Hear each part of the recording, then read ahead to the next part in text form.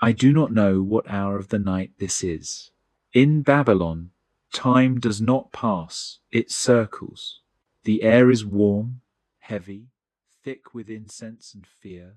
I can hear the city breathing beneath my feet.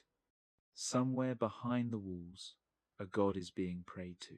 Somewhere else, a man is being betrayed. Tonight, I walk without guards, not because I am brave, but because in this city, power walks best alone. You may think Babylon is stone and brick. You are wrong. Babylon is a mind, and tonight you are inside it. Before we go any further, tell me, where in the world are you listening from? And is it still night? Or has the day already begun where you are? The streets do not sleep. They only change their voice. By day, Babylon shouts. By night, it whispers. My sandals press into warm stone, polished smooth by centuries of feet. Merchants, slaves, priests, kings, lovers who never learned each other's names. The stones remember them all. I feel it in the way the ground holds my weight, as if it hesitates before allowing me to pass. Torches flicker along the walls, their light bending like nervous thoughts. Every flame casts two shadows, one that obeys the body, and another that seems to move on its own. I pass a baker closing his stall. He does not look at me. He never does. In Babylon, seeing too much is dangerous. Eyes are loyal only to themselves. Further ahead, laughter spills from a courtyard low, intoxicated, brittle. Wine has loosened tongues, but not truth.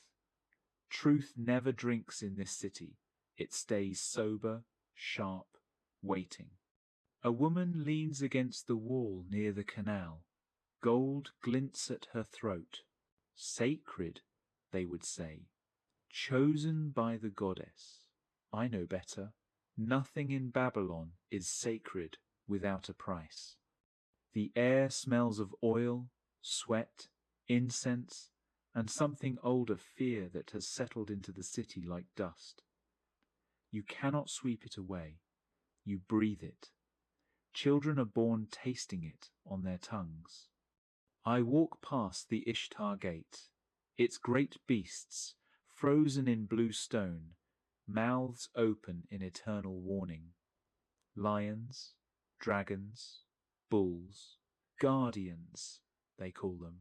But guardians of what?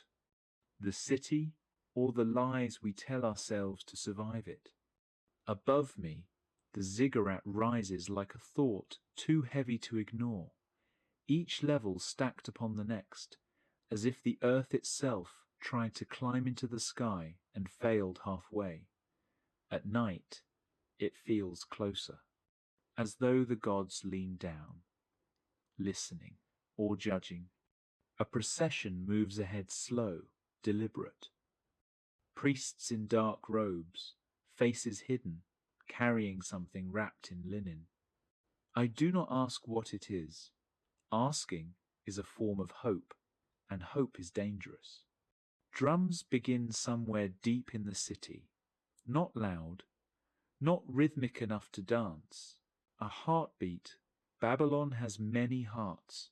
Some beat for gold, some for power, some for blood. Mine beats for silence. I turn into a narrower street where the torches burn lower. Here the city shows its teeth. Men whisper deals that will end in death by morning. A soldier vomits into the gutter, armor clanking like a joke told too late. Two boys argue over a stolen coin, already learning how small a life can be. I know this place, not the street, the feeling. This is where Babylon gets inside you, where it stops being walls and markets and gods, and becomes a voice. It tells you that you are nothing without it. that your name matters only as long as the city remembers it. That power is not taken by strength, but by patience. I stop walking. The city does not. Somewhere nearby, a door closes. Somewhere else, it opens. A child cries. A man laughs too loudly. A prayer is whispered, not to be answered, but to be heard. I realize then what this night is. It is not a night of events. It is a night of decisions. Babylon does not force you. It waits. And when the sun rises, it will pretend nothing happened. I have walked these streets for years, and yet tonight they feel narrower. It is not the walls that close in. It is thought. Babylon has a way of entering the mind quietly, the way heat enters stone. You do not notice it at first. You only realize it when escape becomes impossible. I remember the first night I understood power, not when I touched it, not when I tasted it, but when I feared losing it. That is when Babylon showed me its true face.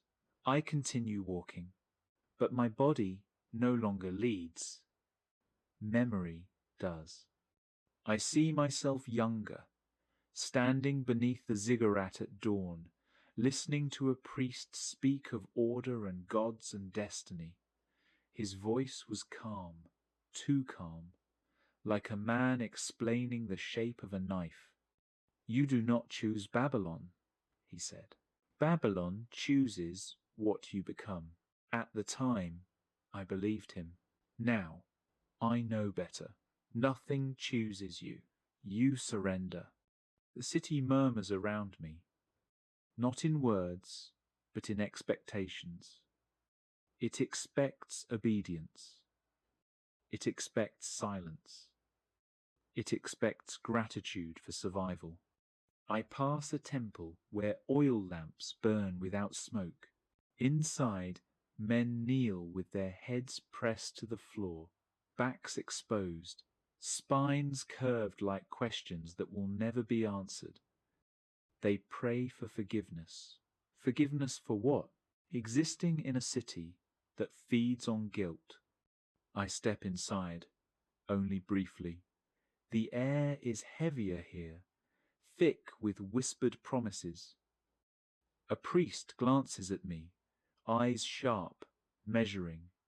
He does not recognize me as a believer or a skeptic. That unsettles him. Good. Babylon hates uncertainty. It survives on predictability. Outside again, the night presses closer. I feel watched, not by gods, but by consequences. Every choice I have ever made walks beside me now, silent, patient. I think of the men who trusted me.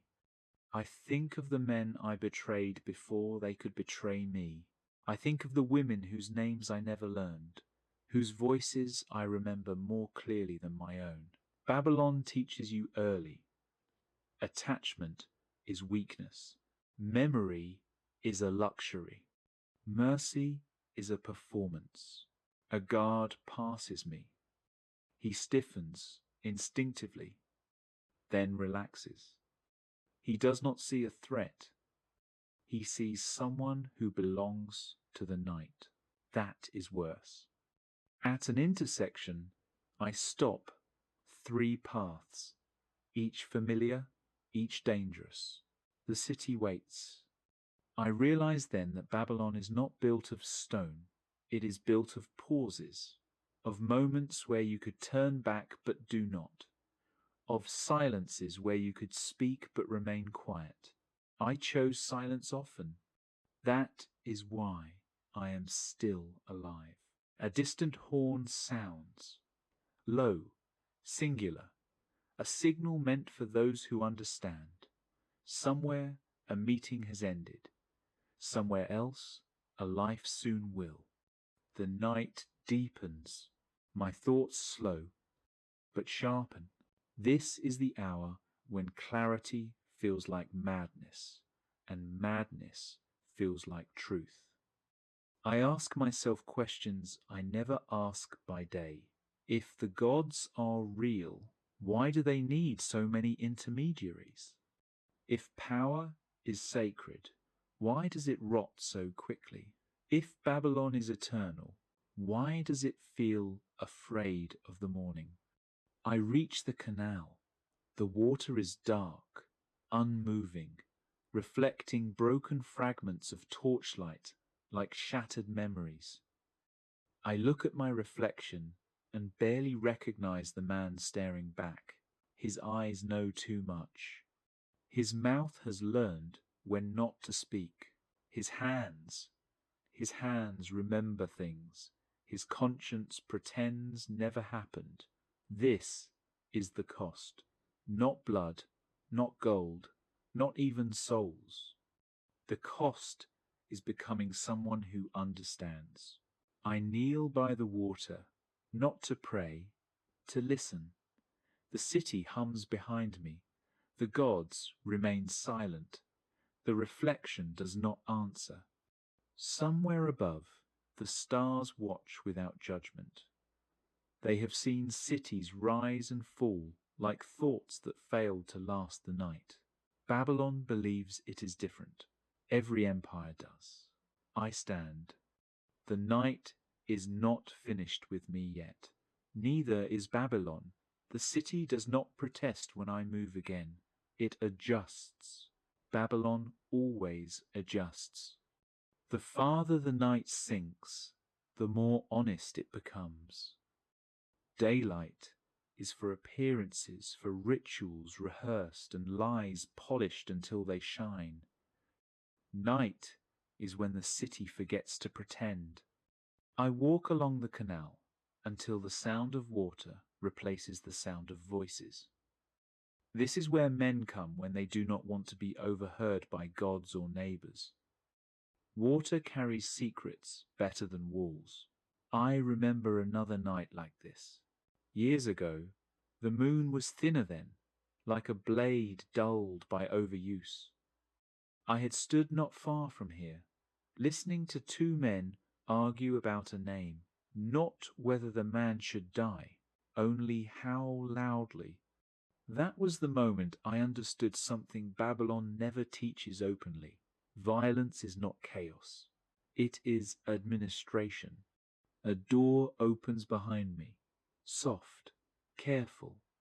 Someone steps out and freezes when they see me. I do not turn. If they recognize me, they will leave.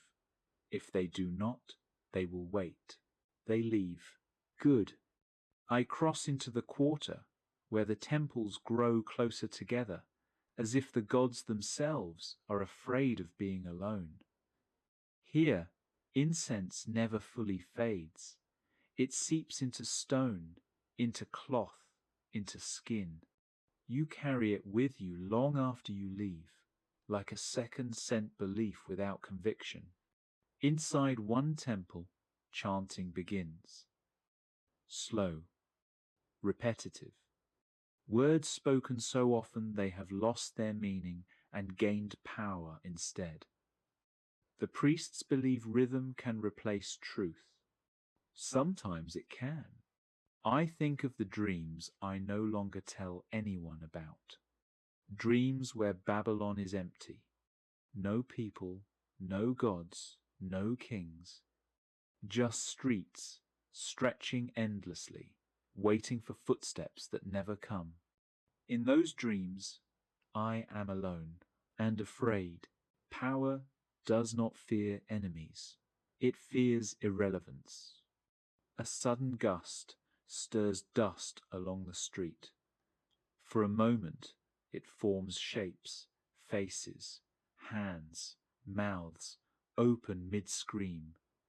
I blink, and they vanish. Hallucination, they would say. I know better. The mind does this when it has been quiet for too long. I turn a corner and nearly collide with a group of women emerging from a house painted in deep red clay. Their laughter is deliberate, practiced. Their eyes scan me quickly, assessing, not inviting. They know better than to assume anything at night. One of them meets my gaze. Just for a second, there is no warmth there, only recognition. She has seen men like me before, men who mistake silence for emptiness. She looks away. I keep walking. The ziggurat looms closer again. It always does. No matter how you move, it finds a way to remain in your vision, a reminder, or a threat, or both. I climb the first steps slowly. No guards stop me. That is not mercy. That is confidence. Babylon is certain of itself. Cities like this do not fear individuals. They fear time. Halfway up, I pause. The city below looks different from here. Smaller, fragile, like something that could be undone with the right pressure in the right place. That thought is intoxicating, dangerous. This is where men begin to believe they are chosen. I close my eyes. I hear voices that are not there. Or perhaps they are, and I have simply learned to hear them late. Whispers of futures that never happened. Warnings that arrived after the damage was done. You could have stopped it. You still can. It will cost you. Everything costs something. The question is never whether you will pay, only how. I descend the steps and return to the streets. Dawn is still far away. The night stretches ahead, patient, indulgent. It knows I am not finished thinking. Babylon is not finished shaping me. Somewhere, a child is being born. Somewhere else, a man is dying quietly, hoping no one notices until morning. Somewhere, a decision has already been made that will be explained later as necessity. This is how history is written, not with declarations, but with nights like this. I disappear into the streets again, swallowed willingly. The city closes behind me like a mind returning to its favorite thought. The gods remain silent, which, somehow, is their loudest answer yet. The night loosens its grip slowly, like a hand reluctant to release what it owns. I feel it in my breathing, deeper now, slower, as if the city itself has decided to settle inside my chest, measuring the space, testing how much silence I can hold without breaking. I take a path I have not taken in years. Few do. It runs behind the oldest quarter, where the walls are uneven and the stones no longer remember who placed them. This part of Babylon was already ancient when my grandfather was young. Here, history does not announce itself. It watches. The lamps are fewer, the shadows thicker. I welcome that. Light demands explanation. Darkness allows honesty. I hear footsteps behind me. Not careless, not hurried. Someone trained to match another man's pace without being noticed. I do not turn. Turning would confirm that I care. The footsteps stop. So do I. We stand like that for a moment, two thoughts suspended between decision and consequence. Then the night chooses for us. A cough, a shift of weight. Whoever it is steps back into anonymity. Babylon again reminding me, you are never alone, but you are always on your own. I reach a small shrine pressed into the corner of two leaning walls. No priest, no offerings tonight. Just a cracked statue whose face has been worn smooth by centuries of hands, asking for things they were never meant to have. I touch it anyway. The stone is cool, uninterested, good. I have learned to trust indifference more than devotion. As I walk on, my thoughts grow heavier, sinking inward. This is the hour when the mind begins to replay its failures, not loudly, not with accusation, but with precision. Every choice examined not for morality, but for efficiency. I think of the moment I could have spoken, the moment I could have warned someone, the moment I chose not to. Babylon rewarded me for that silence. That is the cruelty of it. The city does not punish compromise, it promotes it. Ahead, a low structure appears unremarkable by day, easily overlooked. At night, it feels different. The door is closed, but light leaks from beneath it, thin and deliberate. Inside, voices murmur in patterns too careful to be casual. I pass by without slowing. Not tonight. Some gatherings are better remembered than witnessed. The wind carries a scent that does not belong to the city. Wet earth, distant fields, something that remembers freedom. For a moment, I imagine leaving, just walking past the walls, beyond the gates, until Babylon becomes a story told badly by someone who never understood it. The thought fades. Cities like this do not let you leave whole. I notice the stars again. Fewer now, the sky paling at its edges, as if dawn is thinking about returning. I resent it. Daylight will demand that I become someone specific again. Night allows me to remain undefined. I slow my steps, savoring what remains of the dark. A bell rings somewhere, not loud, not ceremonial, a private signal. Another decision sealed, another thread pulled tight. This is how the city survives, not through strength, but through constant, invisible adjustment. I realized then that Babylon is tired, not weak, tired. It has carried too many ambitions, too many gods, too many men convinced they were necessary. Its streets are heavy with unfinished intentions. Its walls are thick with names no one speaks anymore. And still, it endures, because it has learned the same lesson I have. To endure, you do not need purity.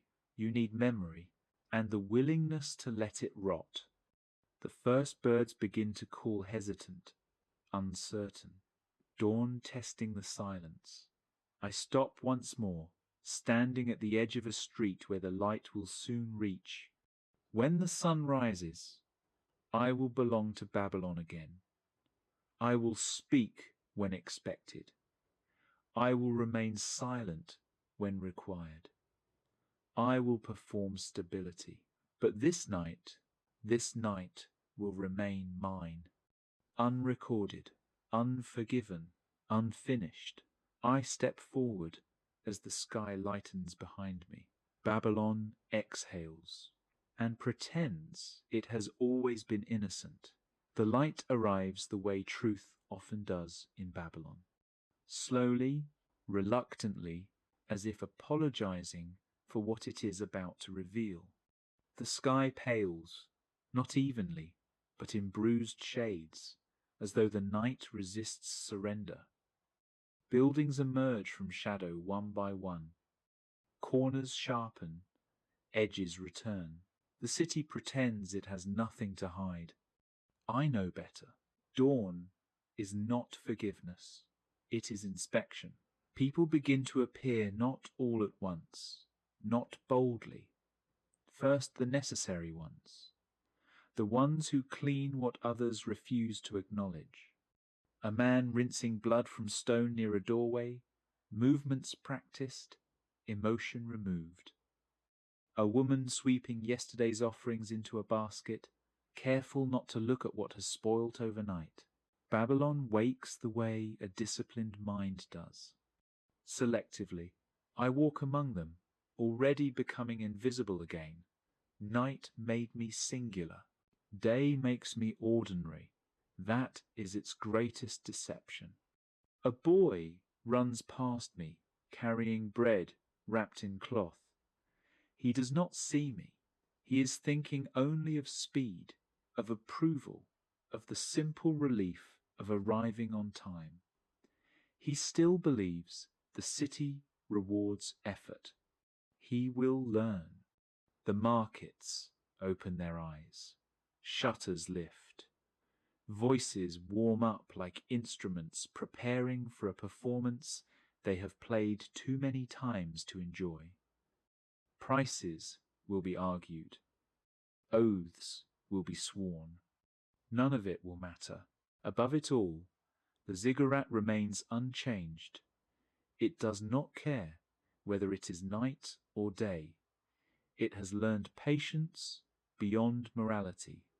The gods it once claimed to serve have come and gone, but the structure endures, reinterpreted, repurposed, rebranded, like power itself. I stop near the edge of the square and watch. This is the moment I always find hardest. The moment when the night's clarity dissolves into daylight's usefulness. When thoughts that felt dangerous hours ago are quietly folded away and labeled impractical. Babylon does not forbid truth. It exhausts it. I feel the familiar tightening inside my chest, not fear, not guilt, but preparation. The mind closing its doors, choosing what will be remembered and what will be sealed behind stone. Somewhere, men will gather soon to discuss what must be done next. They will speak of stability, of order, of necessity. They will not speak of the night. They never do. I turn away from the square and head toward the part of the city where decisions wear respectable faces, where corridors are long and voices low, and nothing is ever said directly. By the time I arrive, I will have chosen my expression carefully.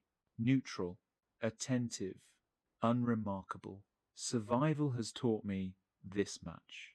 Those who appear essential are the first to be replaced. Those who appear replaceable are the ones who last. As I walk, fragments of the night cling to me like dust that will not wash away. A sound, a smell, a thought half formed. I know they will return later, uninvited, when silence makes room for them again. They always do. Babylon believes each day begins anew. That is its lie. Days accumulate. So do nights. And every night leaves something behind. A residue of choice, a faint distortion in the mind, a memory that refuses to die even when buried deep.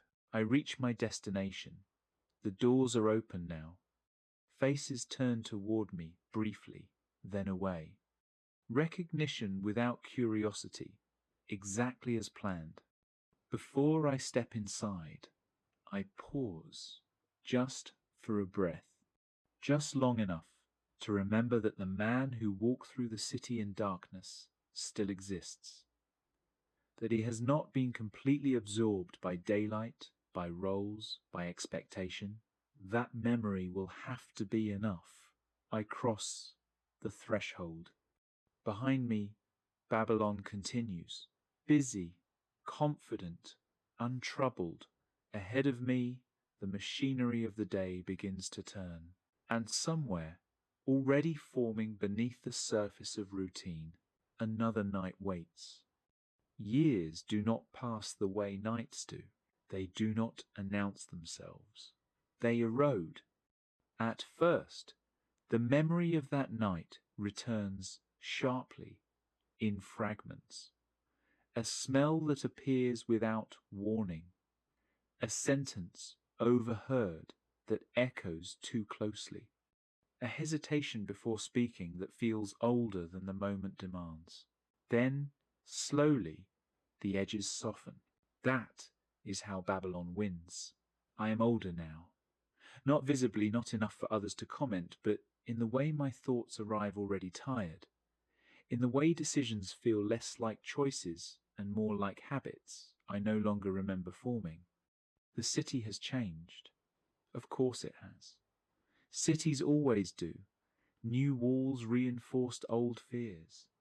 New gods were welcomed politely and then quietly reshaped to fit existing needs. Names were updated, methods refined. The mind of Babylon remained intact. I watch younger men move through the corridors I once learned to navigate carefully. They are confident, certain. They believe clarity is strength.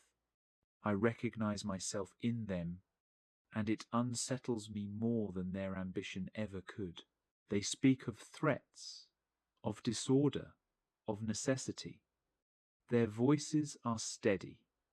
They have not yet learned the weight of what they are asking for. They will. At night, I still walk sometimes, less often. The streets feel different now, not because they have changed, but because I have. They no longer whisper to me, or perhaps I have learned not to listen.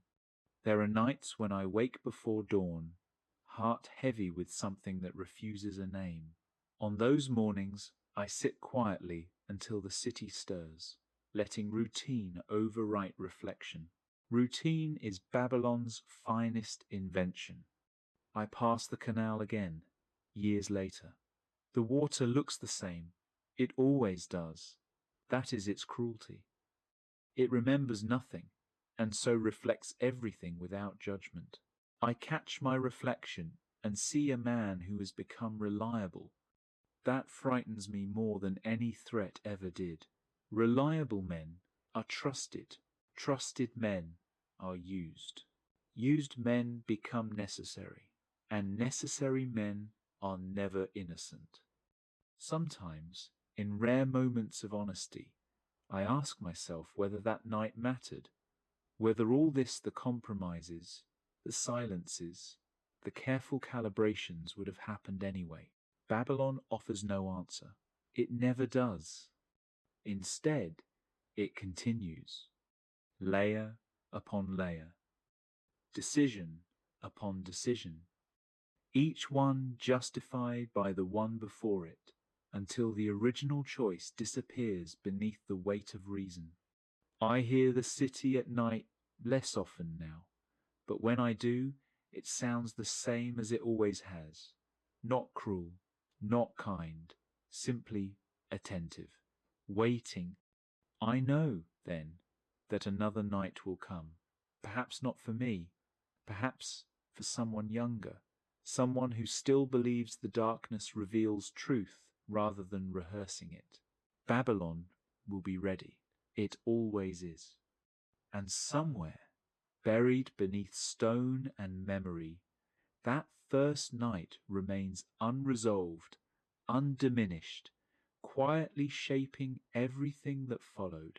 There comes a point when a man stops asking whether he has changed, not because he knows the answer, but because the question itself feels irrelevant. I reach that point quietly. It happens on an ordinary morning. No omens, no dreams, no sense of revelation.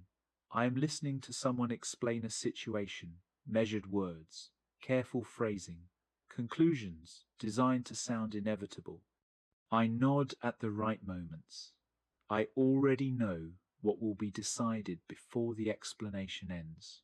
And I realize, with a clarity that does not shock me at all, this is how Babylon thinks now, and I am thinking with it. The thought does not hurt.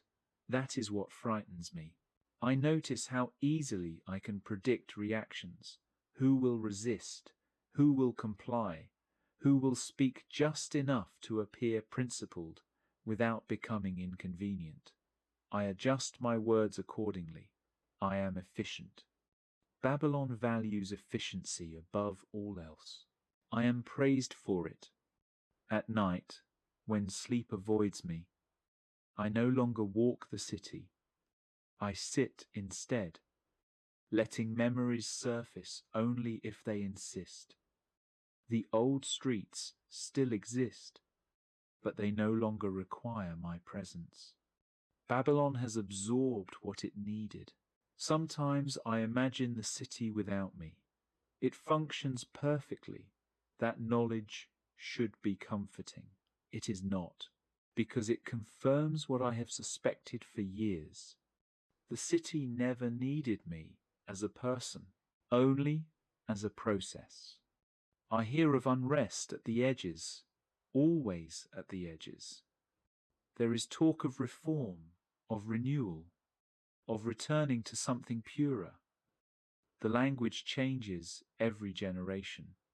The meaning never does. Babylon listens politely, then it waits.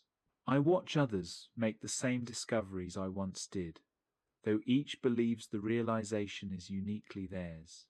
They struggle, they justify, they compromise, some break, most adapt. The city rewards adaptation. One evening, long after the night that began all this, I find myself standing near the old shrine again. The statue's face is almost entirely gone now, worn into abstraction. People still touch it, still ask. I do not. I understand now what the stone learned long before I did. Indifference endures longer than belief. The stars appear faintly above the city, fewer than before. Or perhaps I simply notice them less. I wonder, briefly, whether there was ever a version of me that could have left. The question passes. Babylon does not ask that of its citizens. It only asks whether they will continue. I have, and so the city remains. Not because it is strong, not because it is right, but because men like me learned how to carry it forward.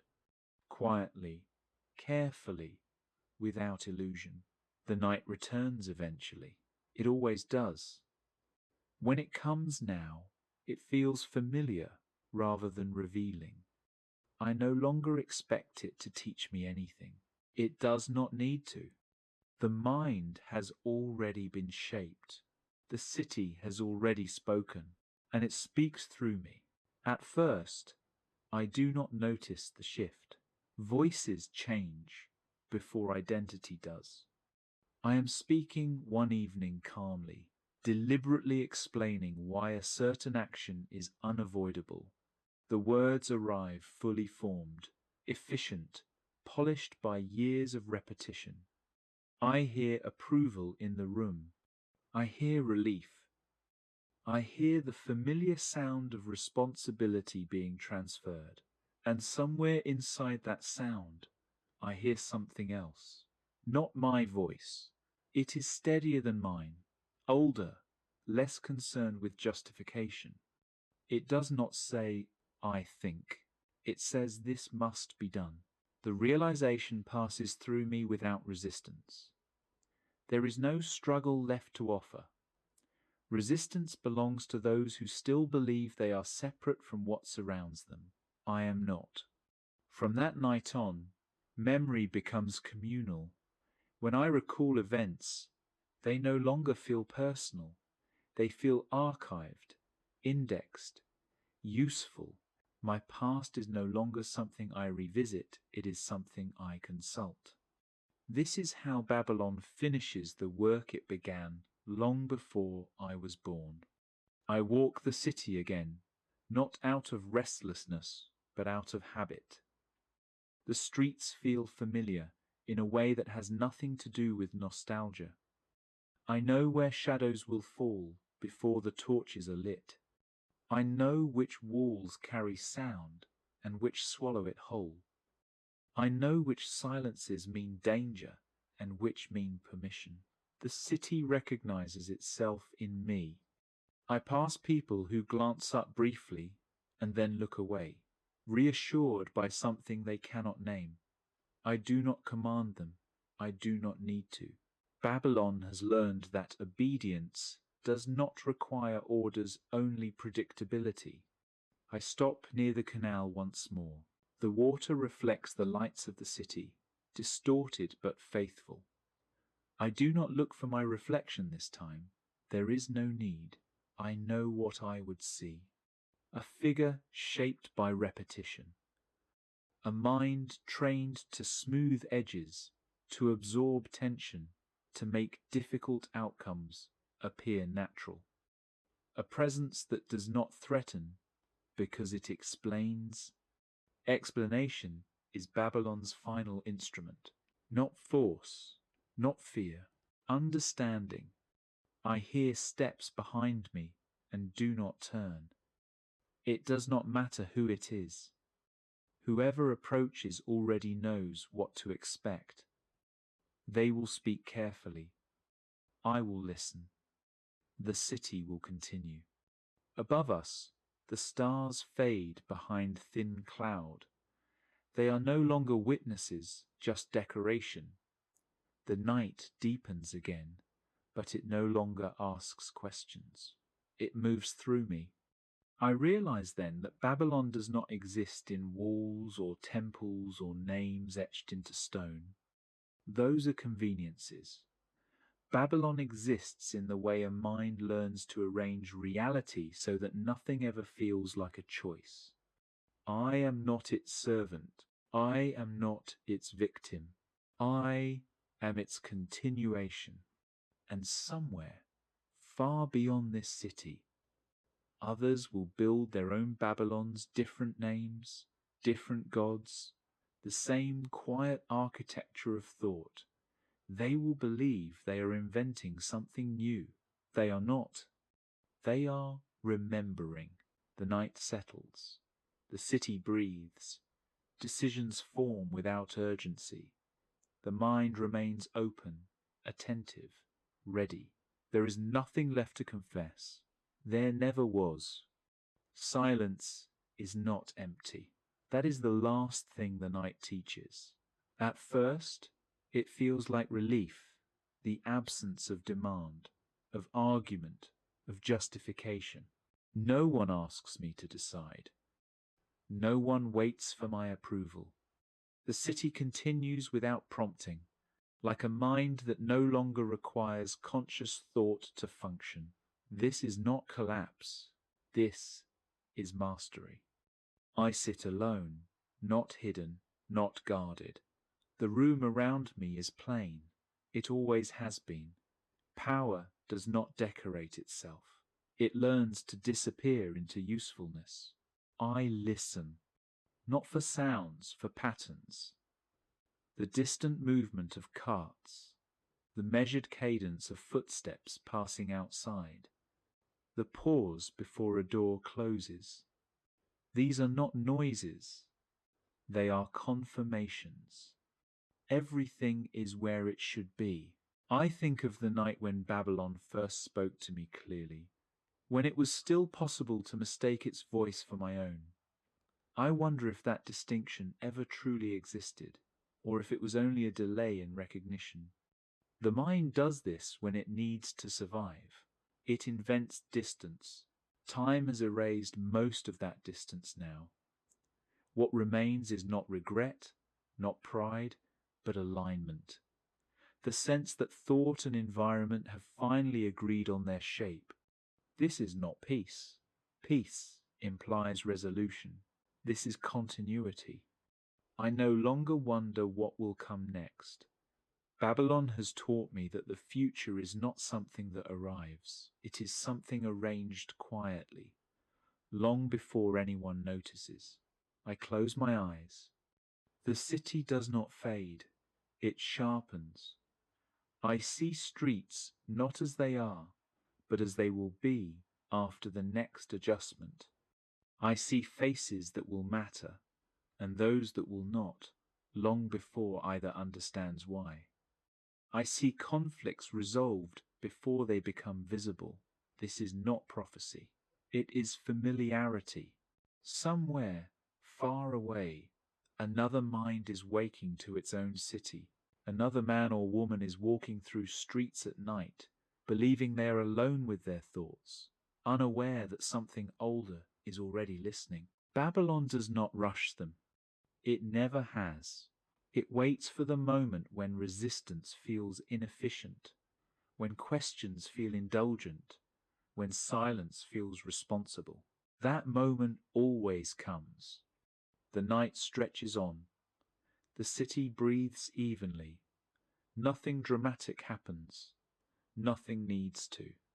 History will later describe this era as stable, organized, rational. Those words will feel accurate to those who were not required to make them true. I open my eyes.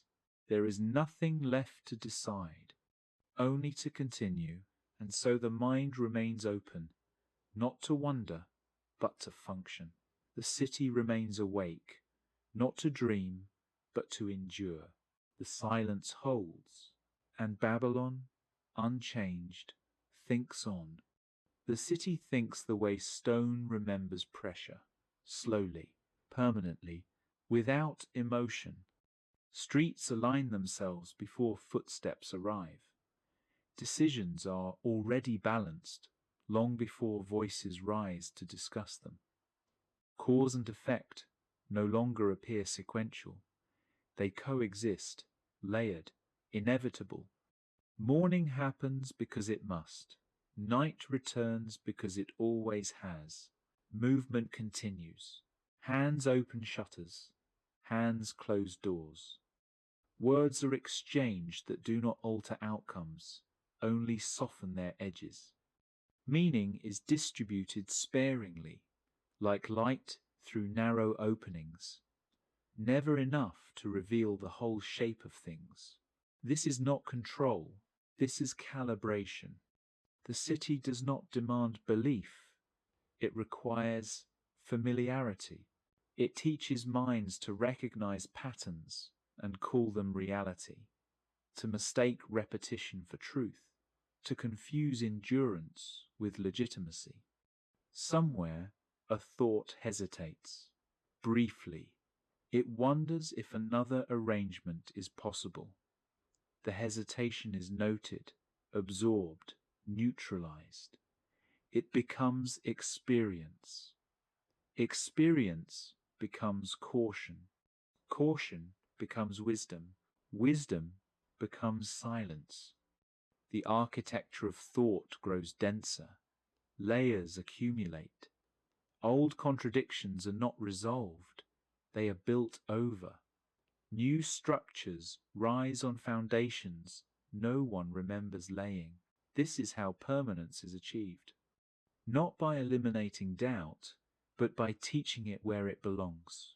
Time passes without measurement. Events occur without emphasis. Nothing feels decisive because everything already is. The city does not expand outward. It deepens inward. Minds adapt. Language follows. What once required explanation becomes self-evident.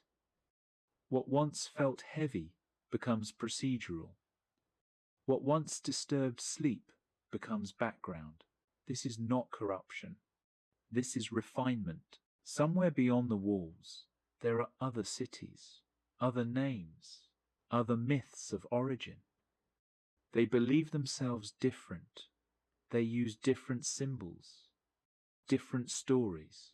The pattern recognizes them all. Night settles again, not as revelation, not as threat, as maintenance, as alignment, as the resetting of surface tension, so that nothing fractures under daylight's weight. There is no voice now, no perspective, only continuity. The city remains because it has learned the most enduring skill of all, to think without needing to be conscious of itself. And in that thinking, quiet, distributed, unclaimed, it endures. Continuity does not announce itself. It accumulates. The city wakes and sleeps, not in cycles but in overlap. Dawn never fully erases night. Night never fully undoes day. Each leaves residue, thin layers of habit, expectation, unspoken agreement. This is how thought becomes infrastructure. Paths are chosen because they were chosen yesterday. Words are used because they have already proven safe.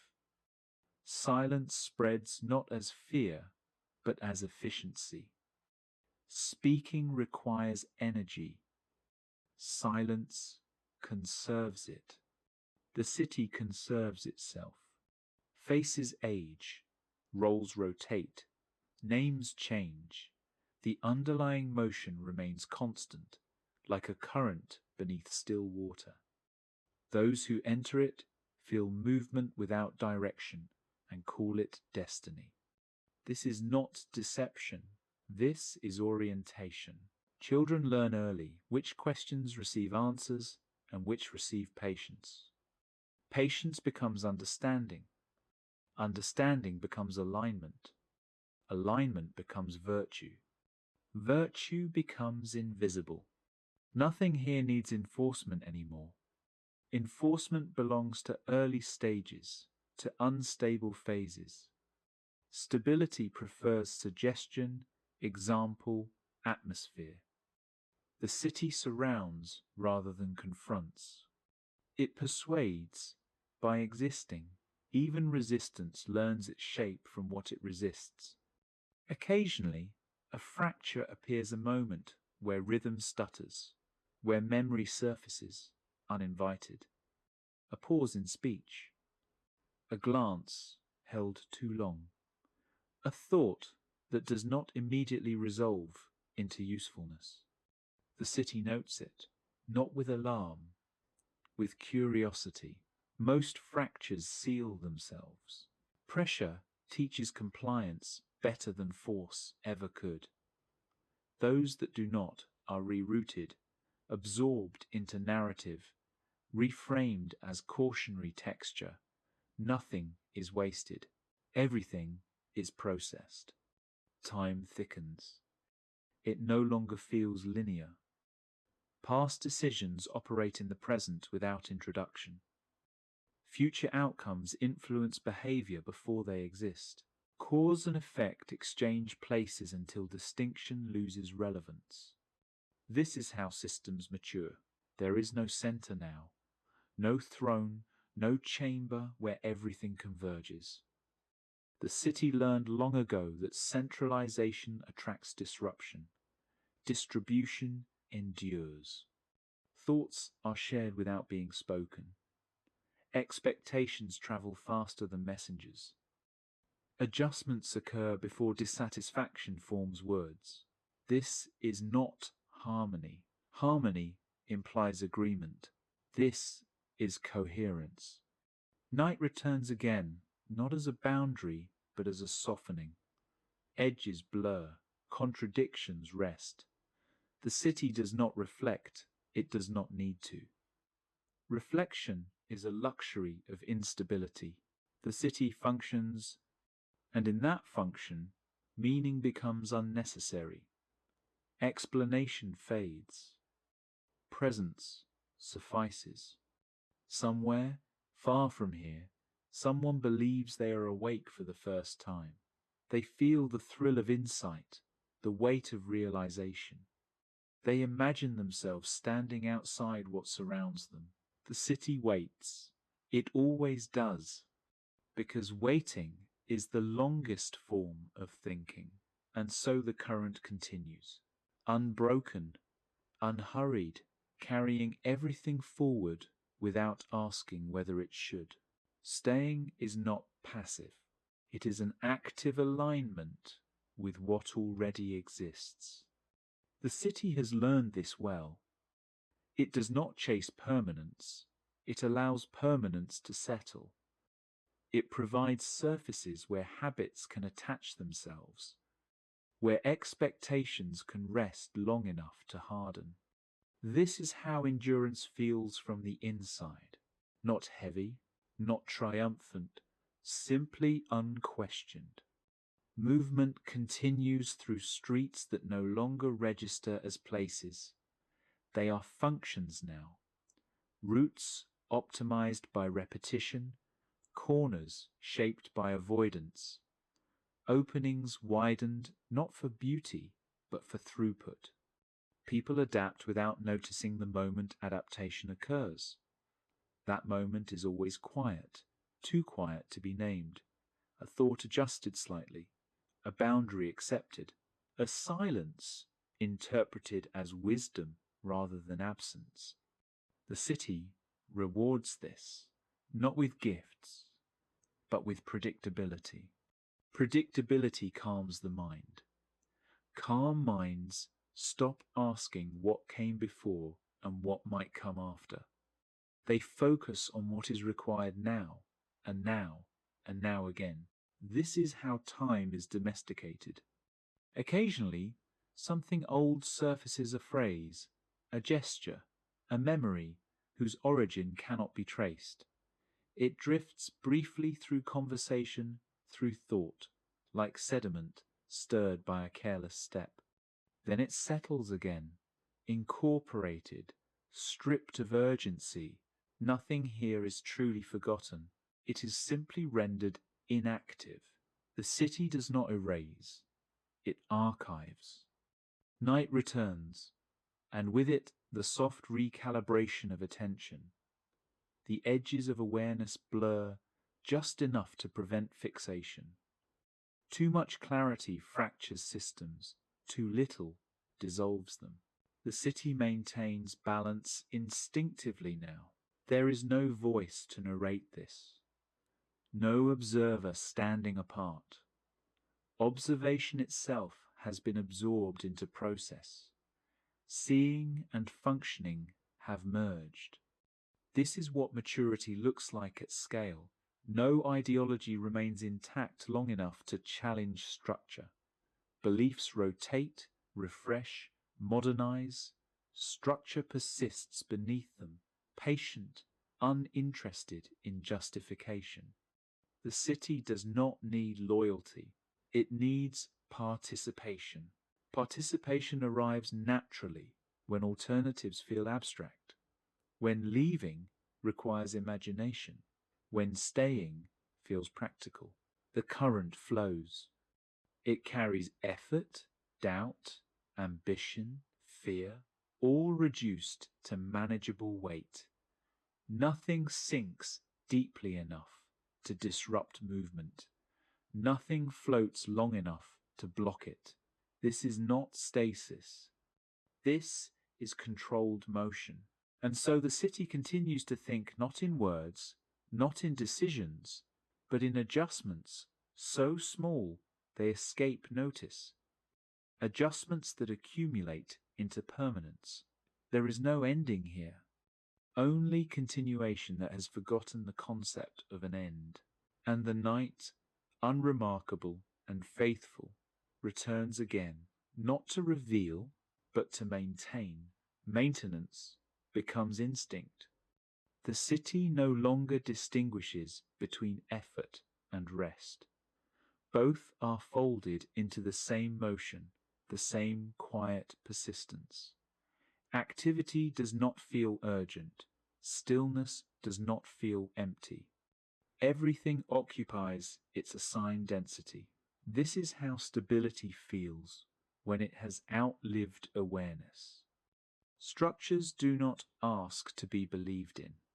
They only require that nothing interfere with their rhythm. Most minds learn this early. Those that do not are gently slowed, redirected, given space until resistance dissolves into adaptation. No confrontation is needed. Pressure is enough. Language thins over time. Words remain, but their edges soften. They signal rather than explain. Everyone understands what is meant long before it is spoken. Speech becomes confirmation, not discovery. Discovery is inefficient. The city prefers recognition. Patterns repeat, not identically, but closely enough to be familiar. Familiarity reduces friction. Reduced friction increases participation. Participation deepens continuity. This is the equation the city never writes down. Generations pass through the same corridors believing they are choosing differently. The city allows this belief. It costs nothing and stabilizes everything. At night, the boundaries loosen slightly, not enough to invite chaos, just enough to release accumulated tension. Dreams circulate. fragments of memory surface without context. By morning, they will be interpreted as personal, never structural. This protects the system. Nothing must be traced back too far. The city does not hurry. It has learned that urgency reveals cracks. It waits for momentum to bring everything into alignment on its own. Momentum always does.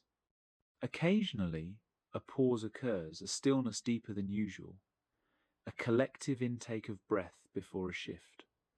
These moments are rare and easily misread as significance. They are not.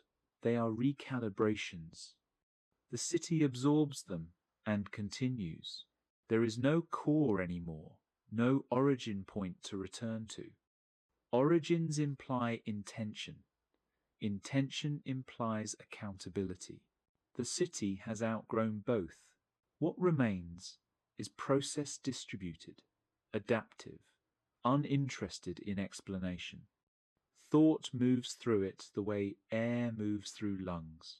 Necessary, unnoticed, rhythmic. No one thanks their lungs for breathing. No one questions why. The city breathes. And in that breathing, it persists not loudly, not proudly, but with the quiet certainty of something that no longer needs to justify its existence. The night arrives again. It does not change anything. It does not need to. The current holds, and holds, and holds. Eventually, even the idea of eventually loses meaning. The city no longer measures itself against before or after. Measurement belongs to comparison, and comparison requires an outside reference. There is none left that matters. Everything necessary is already inside. Rhythm replaces intention. Processes overlap so completely that beginnings dissolve into continuations. Endings soften into transitions. Nothing stops sharply enough to be noticed. This is how permanence avoids attention. Movement persists at a scale too small to feel dramatic. Adjustments occur beneath awareness. Expectations recalibrate themselves before discomfort accumulates. Discomfort is inefficient. The city learned long ago how to starve it gently, not by denial, by saturation. When everything feels equally weighted, nothing demands response. Night and day continue their exchange, but the difference between them is now mostly cosmetic. Light reveals surfaces, darkness smooths them. Neither interrupts function. Function is the constant. Somewhere, a mind briefly notices the sameness. It pauses. It wonders if this continuity is safety or confinement. The thought does not last. It cannot find leverage. Without contrast, critique collapses inward and becomes reflection. Reflection becomes fatigue. Fatigue becomes acceptance. The city does not argue. It allows time to do the work arguments once attempted. Memory circulates without anchoring. Stories are told without edges sharp enough to cut. The past survives as texture, not instruction. It adds depth without direction. This is ideal. Direction creates friction. Texture absorbs it. Nothing here requires belief, loyalty, or devotion. Those are unstable fuels. The city prefers habit. Habit endures without enthusiasm. It persists without passion. It carries on even when meaning thins, especially then. Silence expands, not as absence, but as efficiency. Fewer signals are needed to maintain alignment. The system has learned itself well enough to operate on minimal input. Self-regulation is the final refinement. At this stage, disruption does not arrive as shock. It arrives as paperwork, as procedure, as mild inconvenience that slowly reshapes behavior until resistance forgets what it was resisting. The city smiles through function, not consciously, instinctively. The current remains steady. It does not speed up. It does not slow down. It simply holds, carrying everything that enters it forward without asking why it came. There is no culmination waiting, no collapse scheduled, no awakening planned, only continuation, polished to the point where it feels natural. And the night, faithful, neutral, unremarkable, returns once more, laying its soft cover over processes already in motion. Nothing pauses, nothing resolves. The city thinks on, and on, and on. Continuing becomes indistinguishable from existing. The city no longer reacts to change. It anticipates it without awareness. Shifts register not as interruptions, but as expected variations, absorbed the way stone absorbs heat, slowly, silently, without altering its form. Nothing here is urgent enough to demand attention. Attention itself has become distributed. People move through routines that feel personal but function collectively. Each gesture fits into a larger motion that no one sees in full. Seeing in full would require stopping. Stopping would require reason. There is none. The city has reached the stage where even maintenance no longer feels deliberate. Corrections happen before imbalance becomes visible. The system adjusts itself with the calm confidence of something that has survived every attempt to disrupt it. Not by resisting disruption, by outlasting it. Language continues to thin. Statements become cues. Cues become glances. Glances become assumptions. Communication compresses until meaning travels without sound. Silence is no longer noticed. It is expected. History persists only as background pressure. It shapes without instructing. It informs without advising. The past is no longer something remembered. It is something carried unknowingly. Like posture learned so early, it feels natural. The city prefers it this way. Conscious memory invites comparison. Comparison invites evaluation. Evaluation invites alternatives. Alternatives invite instability. So the city arranges things so that alternatives feel unnecessary rather than impossible. This is more efficient. Prohibition creates friction. Familiarity dissolves it. The current flows steadily. It does not surge.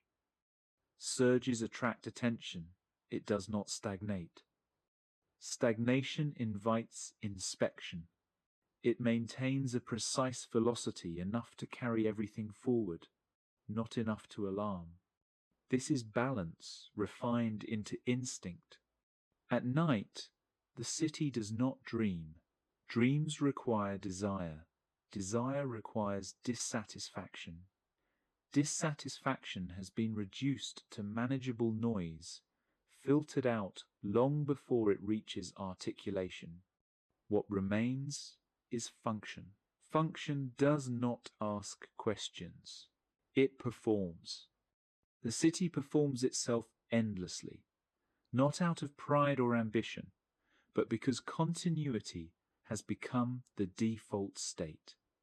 Ending would require effort. Effort would require justification. Justification is inefficient, so the process holds, and holds, and holds again. There is no moment where this becomes visible as domination or collapse. Visibility implies contrast. Contrast implies awareness. Awareness implies the possibility of refusal. The city does not permit that possibility, not by force, but by design. Design that feels natural. Design that feels inevitable. The night returns once more, indistinguishable from the one before it. It does not signal transition. It simply overlays what already exists with a softer texture. Nothing changes. And that, precisely, is how everything continues. Inevitability settles, not with weight, but with ease. The city has learned that what feels easy is rarely questioned. Difficulty provokes thought. Ease invites surrender. So everything is arranged to feel just manageable enough, never oppressive, never liberating, just sufficient. Movement persists without direction. Direction would imply choice. Choice would imply responsibility. Responsibility has been diffused so thoroughly that no single point can be held accountable for what unfolds. This is not negligence. It is refinement. The city no longer needs to remind anyone of consequences. Consequences have been internalized. Anticipation replaces threat. Adjustment replaces conflict. Even discomfort arrives already softened, framed as necessity, interpreted as maturity. People learn to narrate their own containment. They call it realism. They call it wisdom. They call it understanding how things work. The city listens. It does not correct them. Time continues to compress. Years feel like variations of the same moment, rearranged slightly to avoid monotony. Novelty appears just often enough to prevent boredom, never enough to disrupt alignment. This balance is precise. Too much sameness invites restlessness. Too much change invites resistance. The city calibrates instinctively now. At this stage, nothing dramatic needs to happen. Drama belongs to transition phases. Stability prefers subtlety. Influence operates best when it feels like common sense.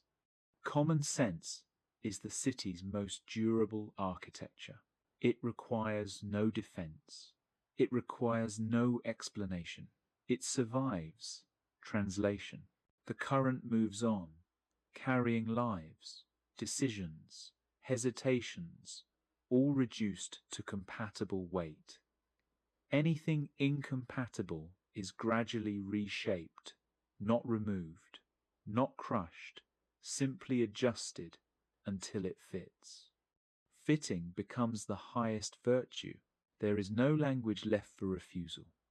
Refusal would require a shape outside what exists. The city has made outside unthinkable, not forbidden, unnecessary. The night arrives again, indistinct, reliable. It does not bring reflection. Reflection would slow things down. It brings continuity, a gentle smoothing of edges, a redistribution of tension, so that nothing fractures under repetition. The city breathes without lungs, thinks without mind, endures without memory. And somewhere within this endurance, the idea of an ending fades completely, not denied, not feared, simply irrelevant. Because endings belong to stories. And this is no longer a story. It is a condition. It persists, and persists, and persists. The condition stabilizes, not because it has reached perfection, but because imperfection has been distributed evenly enough to stop drawing attention. No single fracture grows large enough to matter. No single pressure point remains exposed long enough to be named. Everything holds. The city no longer distinguishes between inside and outside. Boundaries blur until they feel administrative rather than real. Entry is seamless. Exit feels theoretical. Most do not test the difference. Testing implies doubt. Doubt implies friction. Friction has been engineered out through familiarity. What remains is motion without narrative. People do not ask where things are going. They ask only how long something will take, how much it will cost, how soon it can be repeated. These are safe questions. They do not threaten structure. Structure prefers logistics to meaning. The city absorbs contradiction the way soil absorbs water, slowly, deeply, until what once caused imbalance becomes nourishment. Even opposition contributes by defining edges, by reinforcing the shape of what it cannot escape. Nothing is wasted. This is the final efficiency. Awareness, when it surfaces, does so briefly and quietly. A momentary sensation that something is too smooth, too settled, too resolved. The sensation passes.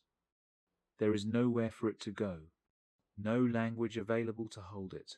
Language has been optimized. Words remain, but they circulate inside permitted ranges. They describe, they advise, they justify, they do not disrupt. Disruption requires sharpness. Sharpness has been rounded down through use. The city did not censor language. It trained it. Time continues without emphasis. No anniversaries feel significant enough to interrupt flow. No losses feel singular enough to demand remembrance beyond token acknowledgement.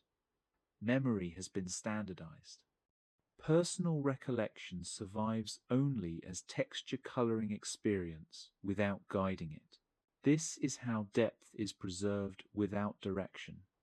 The night returns again, but now even the distinction of return feels unnecessary. It is simply another modulation of the same state, another layer applied without ceremony. Nothing pauses, nothing concludes. The system does not fear collapse. Collapse would require tension. Tension has been bled off continuously, converted into minor adjustments, procedural updates, gentle redefinitions. What remains is not strength. It is resilience without awareness. The city does not know itself anymore. And because it does not know itself, it cannot be argued with. It persists as background, as atmosphere, as the unquestioned medium through which thought passes, shaped before it can become anything else. There is no silence now, only the absence of interruption. And that absence holds, and holds, and holds. At this point, even persistence forgets its origin. The city no longer maintains itself out of intention or memory. Maintenance has become reflex, like breathing after the idea of air has disappeared, like balance after the body forgets the act of standing. Nothing is kept, nothing is lost. There is only regulation without awareness. Small deviations occur constantly. They are expected, anticipated, already accounted for before they fully exist. The system has learned that perfection invites collapse. Irregularity, spread thinly enough, becomes stabilizing. So variation is allowed, but never enough to reorganize meaning. Meaning itself has been dissolved into function. People experience moments they label as personal: satisfaction, frustration, ambition, fatigue. These moments feel individual. They are not. They are predictable responses to calibrated conditions. The city does not interfere with them, it relies on them. Emotion is not suppressed, it is harvested. Over time, even the sense of time dulls. Days are not counted, they are processed. Weeks pass, like identical gestures repeated with slight differences to prevent awareness. Years compress into a general sense of after, before no longer exists in usable form. History becomes aesthetic, invoked selectively, curated, smoothed, its sharp edges removed so it can be admired without instructing action. Lessons are extracted carefully, never enough to destabilize the present. The city has learned how to remember safely. Silence deepens further, not as emptiness, but as efficiency perfected. Fewer signals are required, fewer adjustments needed. The system is now self-confirming. Each part validates the next, simply by continuing. This is not dominance. Dominance requires opposition. This is saturation. There is nowhere left for an alternative to stand long enough to be seen. Not because it is forbidden, but because it cannot gather shape without contrast. Contrast has been neutralized into variation. The night arrives again, indistinguishable from the texture beneath it. It does not soothe.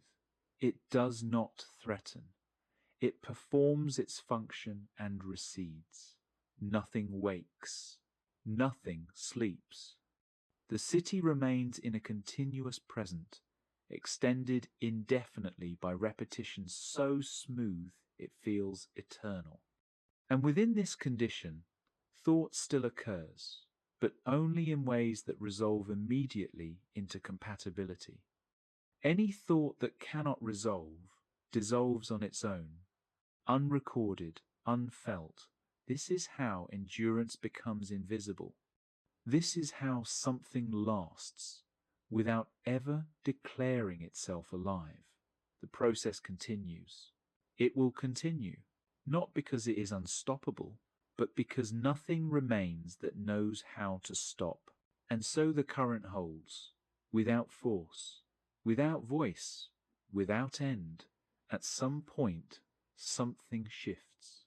Not suddenly, not violently. The kind of shift that only becomes visible after it has already happened. The voice notices that it no longer refers to a beginning. There is no memory of when it first learned the patterns, no recollection of a moment of surrender, no dramatic crossing from resistance to acceptance. Those kinds of moments belong to stories. This was never a story. The realization arrives without emotion. There was never a single mind here, only a threshold.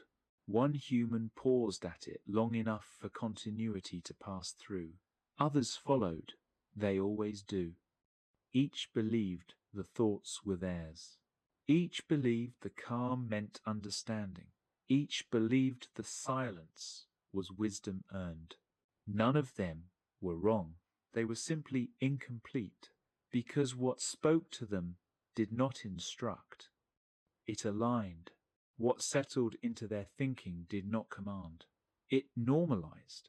It did not say, "This is right."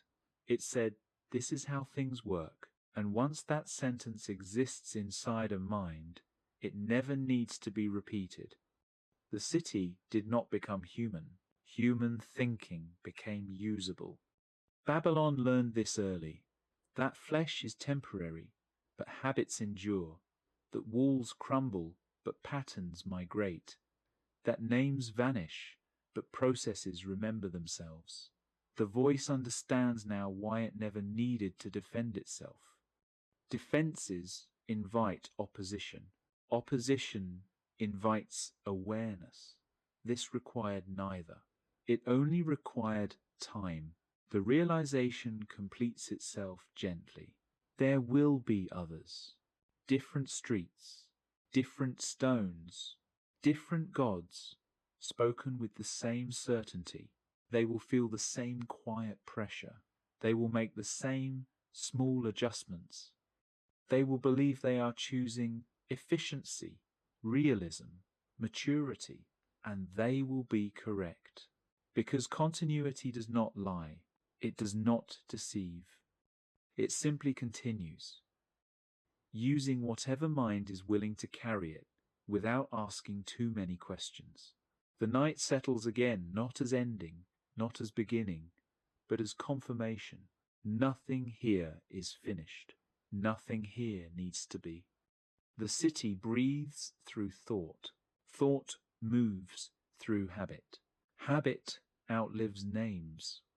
And somewhere, long after Babylon becomes a word spoken softly by those who never stood within its walls, the same calm voice will surface again, familiar, reasonable, impossible to argue with. Not because it is powerful, but because it has learned how to sound like common sense. What you just heard was not the end of a story. It was the beginning of a pattern. Babylon was not unique. It was simply early. In the next episode, the city will change. The name will change. The streets will feel different. But the mind will not. Because once this way of thinking exists, it never stays in one place for long. This was episode 1, Becoming. And this is Dark Minds of History.